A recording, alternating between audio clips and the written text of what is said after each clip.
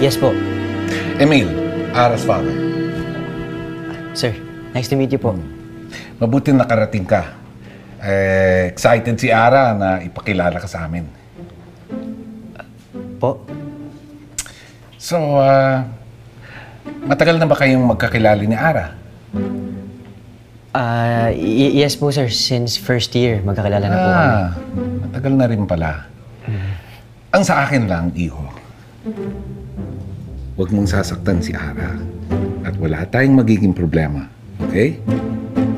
At alam mo, mas okay sa amin ang mama ni Ara na dito na lang kayo sa bahay para hindi na kayo pag-alagala kung saan-saan pa. Sorry sir, ano po bang sinabi sa inyo ni Ara? Sol, nagkita na pala kayo ni Papa. Sorry, hindi kita ma-text. Wala pa kasi akong phone eh. Iya naman.